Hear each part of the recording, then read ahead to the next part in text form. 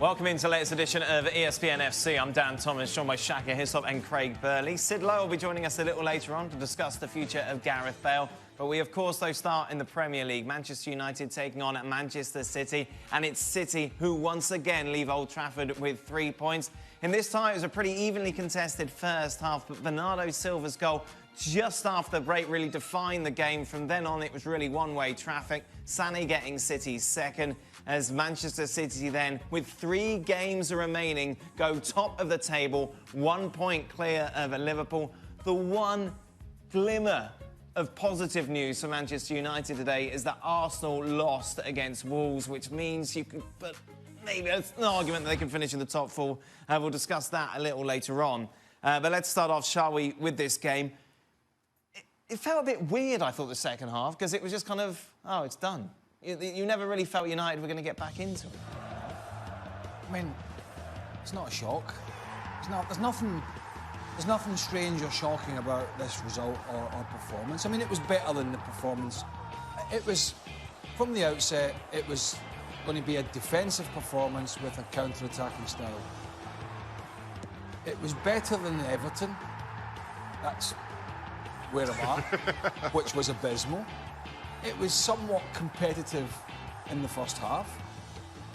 But a lot of that was down to the fact, in my opinion, that Man City were way off the pace of what they needed to be. I mean, Guardiola was getting frustrated in the side and the passes were going adrift and it wasn't their usual style. And OK, some will say, well, that Man United sort of put them off. I don't think so. I don't buy into that. Not many have been able to do that to Man City. But when they come out in the second half, clearly, we talk tactics, we can talk everything. You can talk about the good old kick up the backside. That's what I think City got. Sharpen it up. Get the passing quicker, get the movement quicker. Let's 1 and 2 touch and we'll open them up. And once they got the goal from the excellent Bernardo Silva, it was as I expected, men against boys. There's a huge gulf between these two football teams. I don't think we needed today to actually formalise that. I thought, given everything at stake, a lot of people had been on the edge of their seats in the first half. Not that the football was that great, but because it meant so much. And because, despite the possession, I don't think City created all that much. David De Gea didn't have an awful lot to do in the first 45. That being said, nor did Edison. And then all of a sudden, the second half comes on and it comes around. And with the halftime team talk, with Sané coming on for Fernandinho, who, listen, you'd prefer to have Fernandinho in your team every single day of the week. But I also feel that Leroy Sané gives you added punch up front, which I thought City were lacking. And then the goal comes. I think it's a little bit of a goalkeeping error, and we'll get into that in more detail, I'm sure. And from then on in, just the one chance that fell to Lingard at the far post, but Manchester United didn't have an awful lot to offer. And you knew from that point there was only ever going to be one winner. It was just a matter of how much. I heard a little bit in the commentary that we were listening to anyway. And I don't know how much this phrase has been used, but I kind of feel some may be using this as well. The effort was there. Yeah. As if that's some sort of reason to put a badge on. The effort was there. There was more desire than there was at Everton. Well, is that not a given week in, week out? For any professional footballer, we can all have bad games and have had bad games, but you like to think you at least go out there and you roll your sleeves up and get on with it. So that's no sort of badge of honour for this defeat as well. We tried harder than we did at Everton, but ultimately I think it comes down to the fact you talked about one glimmer of hope for Man United was Arsenal. I don't see it. I think Man United can only look at themselves, and that's now 7 defeats in the last 9 games. It's an utter embarrassment. It is embarrassing that we're talking about Manchester United and applauding their effort in a Manchester derby, as if Craig says it's a badge of honour. This is Manchester United we're talking about, and we're not sat here and they've lost 2-0 at home. Nobody's surprised. Yeah. It's not a shock anymore. This is how far they have fallen. Let's be clear here. We aren't applauding their effort. I mean, as Craig rightly says, we're talking about Manchester United here. And just to suggest that effort is what's needed or what's been lacking, I think is disingenuous to a United team that I think we're unanimous in thinking are a bang average Manchester United team. And you see that, how they play, you see that in terms of when Solskjaer tries to change things and who he brings off of the bench, and one of the most expensive footballers in world football, Alexis Sanchez, is giving you absolutely nothing. you don't know where the goals are going to come from. You don't know where any excitement is going to come from. Rashford himself looks a shadow of how he looked 5 or 6 weeks ago. And you can say that about everybody up and down this United team.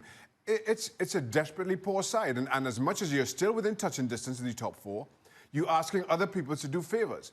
But was it 5 losses in the last 7? You need to start doing yourself a couple of favours. 7 in the last 9. 7 in the last 9. With Chelsea coming up. They're not a great it's side. Extraordinary yin and yang from what we saw when Solskjaer initially came in. That bump. Everyone's playing with a smile on their face. Everyone's playing back in the positions. They're happy.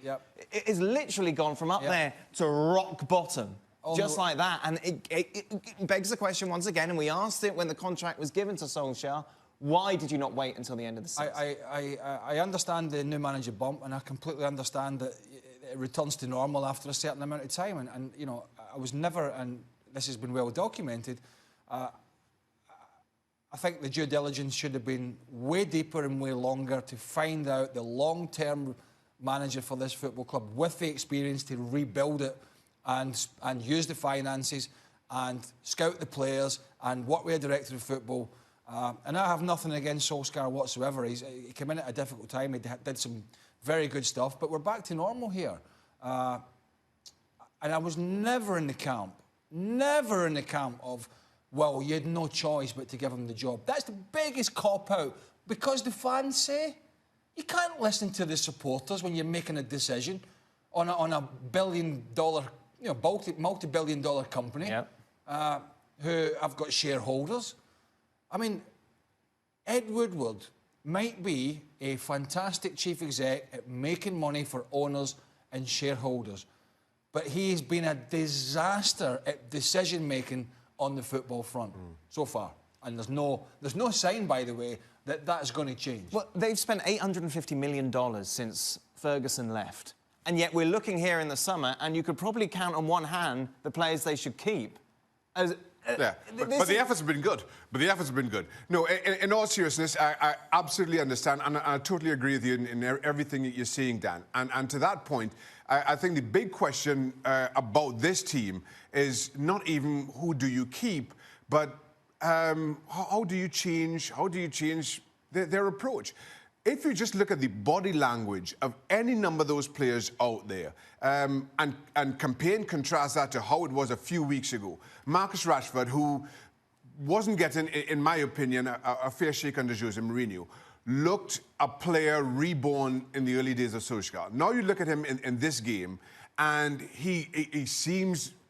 His body language is all wrong. He seems disinterested. He seems angry with everything that's going on around him. You can say just the same about any number of others, including David De Gea, who has been Manchester United's... You felt he was at fault for both goals? For both goals. I feel that David De Gea has been Manchester United's most important and best player for at least the last 5-6 years. All of a sudden, this contract dispute, speculation about him going in the summer, I feel his heart is already set elsewhere. And he's had a dip in form. And when you lose that enthusiasm for your employers, when you have that dip in form, it's hard to get it back. Just talk us through the problem with the 2 goals, Shaq. OK, the first goal with Bernardo Silva, granted, he takes it very early, very little backlift, but that beats David De Gea at his near post. And when that happens to a goalkeeper like David De Gea, you're thinking it goes through the defender's legs or something of the sort. But when you see the replay, he has a very clear view of that. He sees it all the way. And David De Gea of last year would have thrown his cap on that. The second goal is there for everybody to see. And as much as Leroy Sané is clean through 1-on-1, he hits it nearly straight enough at David De Gea, who's done well with his feet of late and throws a right leg out at it when it was there to use your hands and save. And in the end, he caught himself in between using his foot, using an outstretched arm. It goes right between the two.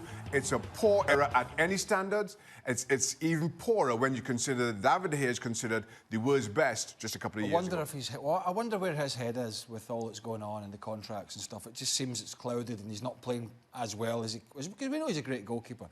But I said in yesterday's show, not one Man United player would get in the Man City team if we combined one of these crazy teams. Not one player.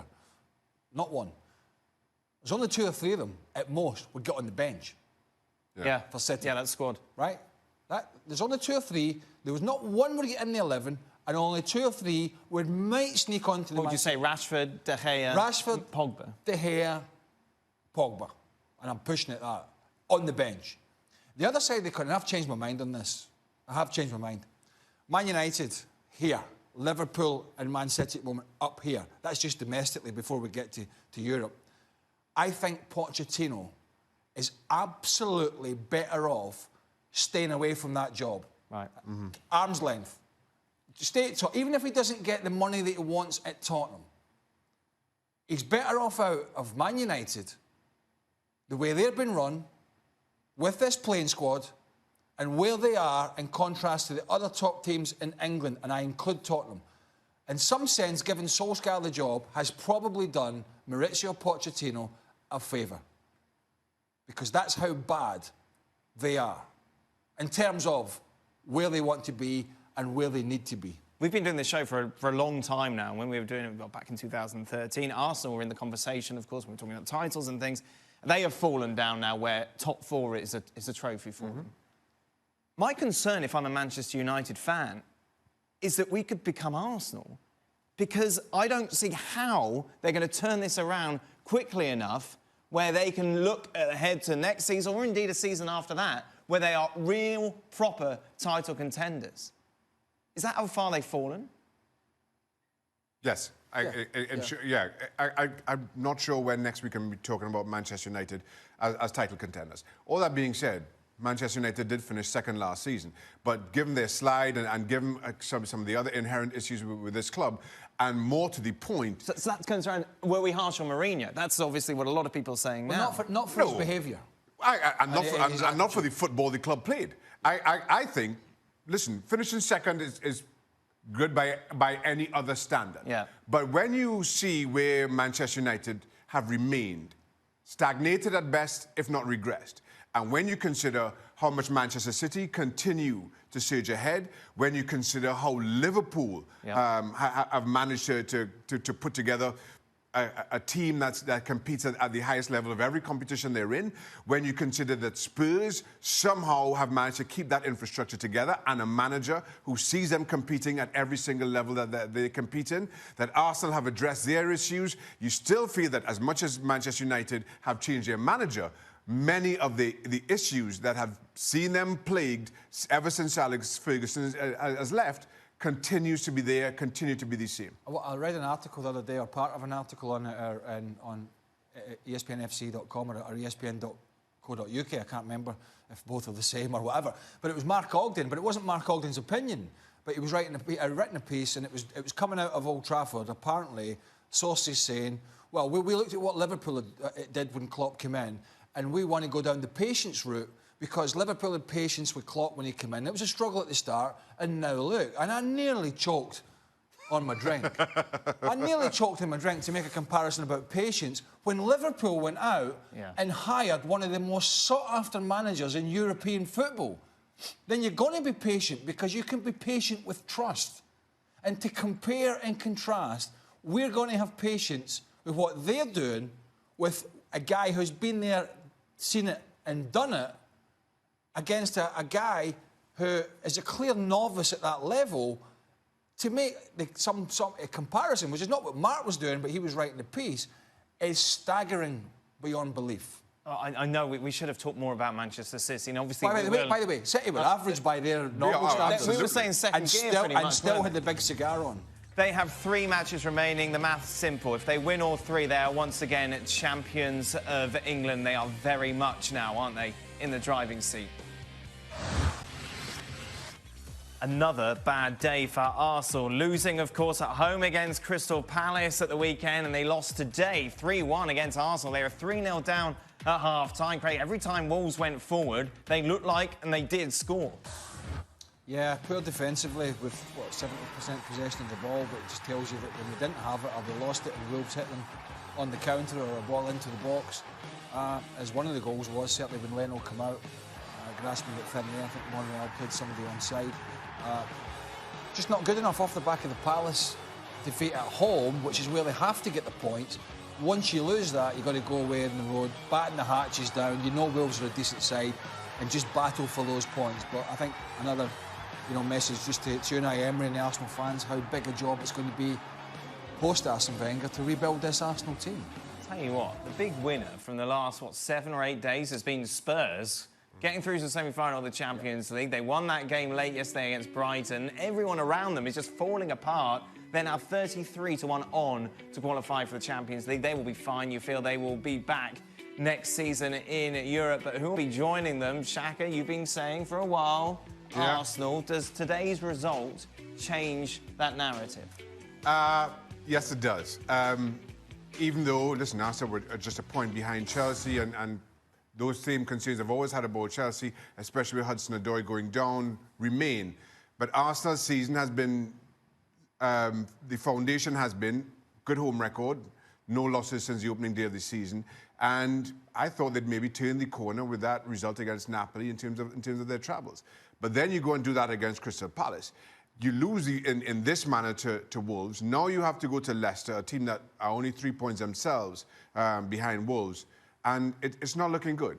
If even there was a little bit more of a fight, a better performance at Wolves, I could probably make an argument and probably stick with them for at least another week. But what I saw today doesn't suggest that they're going to do anything. I suppose the caveat for them is the Europa League.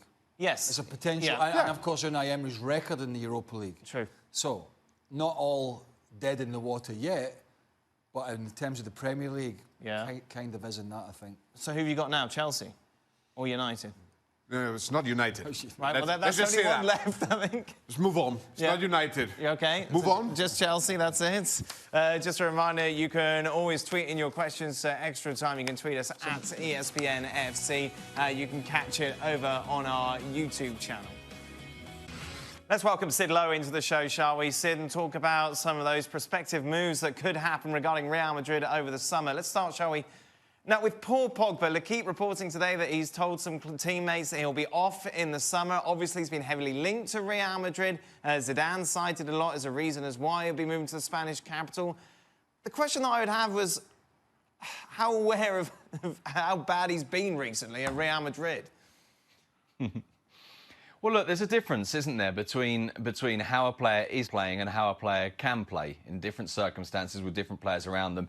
And Zidane is someone who knows Pogba very well. And Zidane is quite curious as well. When you listen to him in press conferences, he doesn't actually tell you what he's going to do. But because he's surprisingly honest about things, reading between the lines, admittedly, you have a sense of the kind of players he's interested in. There's no doubt that he's interested in Pogba. There's no doubt that he feels that Pogba can give him something in the midfield that perhaps he doesn't have at the moment, and that he thinks that this is a worthwhile player to pursue.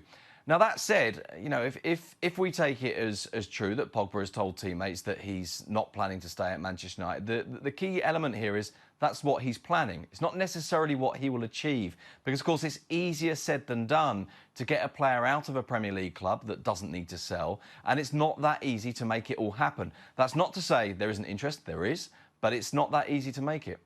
Meanwhile, Sid, a deal that we've talked about a lot on this show is Eden Hazard to Real Madrid. Suggestions that one may have already been done.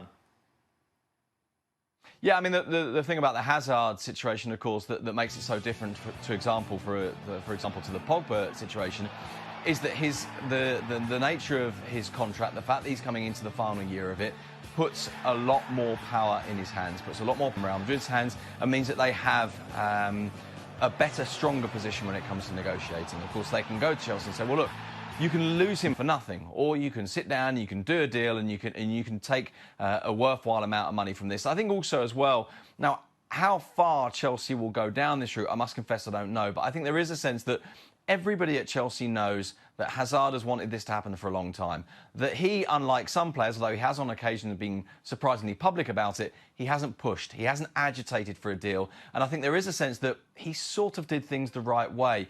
And so I think because the scenario is different, this is a far more easy deal to pull off. Final one, Sid, you're on. We always ask you about Gareth Bale, but I feel that there is more intensity now to even when you were last on the show a couple of weeks ago, considering what we've heard from Zidane, considering the reaction once again at the Bernabeu at the weekend. Yeah, I don't want to say the same thing as I've already said, but in a way I feel like I have to, which is that do Real Madrid want a solution to the situation with Gareth Bale? Yes. Do they think that best solution is that he departs? Yes. Does Zidane want him in the team? No, he doesn't really. Do the fans want him? Well, actually, it's reached, as you say, with the amount of whistling that he's getting, with the way in which he's been kind of become the focal point of some of Real Madrid's deals, which is enormously exaggerated in my opinion, but it's a reality that it's there now, and that's the way that people feel. So is the best scenario that they sell him? Yes. OK, then. So then you go to the next stage, which is to come back to some of those questions we were saying about Hazard and about Pogba. How easy is it to get this done? How easy is it to find someone who will pay the amount of money that you want for him, in excess of 80, 90 million euros? How easy is it to find someone who will pay around about 16 or 17 million euros a year after tax? How easy is it to find someone who will pay all of that money and thinks that a player at his age is worthwhile? It's very, very difficult to make this happen. And I think while you're right that the situation feels like it's become even more difficult, feels like it's even more difficult to find a way back from this now to resolve this. Actually, if you listen to some of the messages that are coming out from Real Madrid, I think we're starting to see for the first time a glimpse, a hint of the recognition that says, oh, hang on a minute, where do we sell him to? And so it may well be that solution has to be a bit more imaginative. So how much does him leaving depend on Hazard or Pogba, or Hazard and Pogba coming in? Well, look, Real Madrid have filtered or let it be known that they have around about 300 million euros to spend. The problem with that, of course, is that we don't know, in truth, whether that is literally, here's 300 million euros, great. Or this is 300 million euros because we believe we can generate this much money in sales. Now, I think they can approach this and buy 2 or 3 players without necessarily producing really big amounts of money from other clubs for players they've currently got. But if they're going to go all the way through with this revolution, which actually, by the way, Zidane has said now isn't a revolution, I think it won't be. I think it'll be 3 or 4 signings, maybe a couple of big ones, a couple of kind of mid-tier players. I don't think it's going to be a whole new team. For that to happen, they will need to generate money from elsewhere. And as I say, that's not so easy. So I think what happens is you start with a grand plan. You start with this idea, right, everything's got to go. Then you start thinking, well, actually, a lot of these players are recoverable. Then you start thinking, and anyway, what am I going to get? Then you start thinking, and anyway, what am I going to be able to sell? And then you get confronted with a reality, and a reality is never the same. Everybody loves to play Championship Manager, but it just doesn't work like that in real life. Sid Lowe, thank you very much. Sid will be joining us on Extra Time. That's available on our YouTube channel. Plus, of course, you can check out things like Best of the Week as well on the website. Here too, meaning that it's just the 9 points that separate. So what was he celebrating? The goal. All right, but you know, I thought he was keeping the league title race open. Well, just the win. Well, he is keeping it open. It's close. Well, I mean, we're celebrating as if they're going to shut down Barcelona for the top. It's a good win. Well, exactly, it's a win. It's an exciting win. 2-2, late winner, celebration. You shouldn't be celebrating winners like that. Stop celebrating, Simeone. The league is over. Well, yes. So, don't celebrate. Stay tuned for Extra Time. Welcome to Extra Time. I have a question to start things off for myself, gentlemen. Well, you should have written in. Well, tough. I'd have to write in. What's like that? James Milner said that he wasn't going to watch today's game, yeah? When you were in the title race with Newcastle against United and you for Celtic against Rangers, would you watch their games? Yeah, I would. Yeah? I don't believe James Milner did. Really? He's lying? Yeah, I think he lied. Why would he lie? He said it would be a waste of energy. How much energy you spend watching a football game? Like willing United to win. How much energy does that expel? No, you'd watch them. I would, yeah. Yeah, and would you watch Rangers? I don't think so. No, because of the energy. No, I just didn't watch. I just don't watch that much. Well, the trouble is there was golf on. Right, so it's late night. I don't remember the year we picked him on the last day to win the title. I don't remember watching them that year. Just did what we did. Right. Win or lose at the weekend. Yeah. And we got on with it. I just don't remember. I don't remember. There wasn't as many games on. Right. There was a lot of games on. But you wouldn't go out of your way to watch it? No. To see if they... No, I wouldn't go out of my way. Oh, don't start backtracking now. You just said you'd watch. I would. But to Craig's point, we didn't have cable TV back in those days. You didn't have much... it's not like now where you could watch Well, I It was didn't. only in 2000. It was only the late 90s, 2000. That was 95, 96. There was still Sky. Was there? Yes. Yeah, there was. Yeah, I know, I just told you. Wasn't on. Wasn't on. Was that you saving money again? You just had your BBC licence He fee. was just too busy with his Maserati driving Stuart Robson's place. Don't know what you're talking about. When is Frank coming back? Frank and Shaq are laughing hysterically at each other's dad's jokes. Made my whole week. What dad's jokes? I don't know. Were you telling jokes? I don't tell dad's jokes. My jokes are all very Frank's good. gone off to talk to somebody else for 24 hours a day. Frank Don't know who it talking. is. Unbelievable. Frank flew from New York to Paris last night, and I pity who was sitting next to him. They were on the red eye as well, wouldn't you? Yeah, Frank waffling away about goodness. I'm trying to sleep here. Fisherman Fred. The thing is, you know, I played with him at Chelsea for a fair amount of time, and he's been waffling like that now for a good. I mean, Frank's what? He's in his late 40s, 50. In his whole adult life. Yeah, just talking. I presume he was doing it as a kid, but in his whole adult life, he's just talked and talked. Great value, very good fun. No, he was good. Very good That was fun. funny. Well, he's good company. Yeah, no, he's good excellent. Sid, should Liverpool focus on the Champions League and rest key players during Premier League matches? Doesn't appear City will drop any points the rest of the way. No, they shouldn't focus on only one competition, but they should be aware of the possible implications. And so I suppose you go into games, you try and get them tied up as quickly as possible. You then make changes if needs be. But I'm also not entirely sure that it's that beneficial. I think once you've got into a routine of momentum, I think you just keep on trying to win. And obviously, look, if by the second leg things look different in the league, then perhaps you change. But no, I don't think you prioritise now. I think emotionally it's inevitable that you do, but I think you try not to. Why can't Bernardo slide into the midfield and have Sané start on the wing? The game certainly opened up while both were on the pitch. I agree. Well, he could, but maybe, and Sané won't, and players generally don't like to hear this, is that a very pacey player like him, it can be ideal when the game's going into, you know, the hour mark or whatever, and the other teams are getting tired and it's getting a little bit more open, then maybe at times Guardiola sees him as this guy who can come on and utilise that space with his pace. It's not something a player who wants to start always wants to hear, but it's an argument I think that can be made. I think City have looked better with Sané on the pitch. I don't think they were that great, particularly in the first half. They look kind of consistently better with Sané on the pitch. I don't know what's going on with Pep and Sané. Well, they've won like 1 million Premier League games in a row, though, haven't they? So Yeah, but they've looked better with him in the pitch. When he comes on in the 89th minute, that last minute is unbelievable. Who is in need of a bigger rebuild, United or Arsenal? Oof. United. Why are you looking at me like that? Well, United. Well, the trouble is you have to compare what the targets are, and whilst Arsenal historically have had success, haven't won the European Cup, got to the final. Man United have always been challenging for the Premier League or whatever league it is, and European competitions. So their need is greater. So if you're looking to build a squad, Arsenal are looking to build a squad to get back in the top four and challenge domestically. United are looking to build a squad to challenge globally, and that's where they are. And so they've got a bigger rebuild. United right now are worse than Arsenal. Yeah, they've got a bigger rebuild for what they want to do and achieve. Goalkeeper question for you, Shaq. Sure. Surely De Gea isn't top 5 in the world anymore. Seems like he makes a mistake every match. Yeah, he's had a bad month or so. Maybe I need to do another top 5. Another top 5? Well, should we do that sometime? Yeah, if you want. And I know how much you all like that. Craig looks forward to it in particular. That in the top 10. Final question. Top 10 tomorrow, by the way. Just as I'm off tomorrow. Yeah, I'm off tomorrow. I'll text it to you. Yeah, please And do. you can call in now.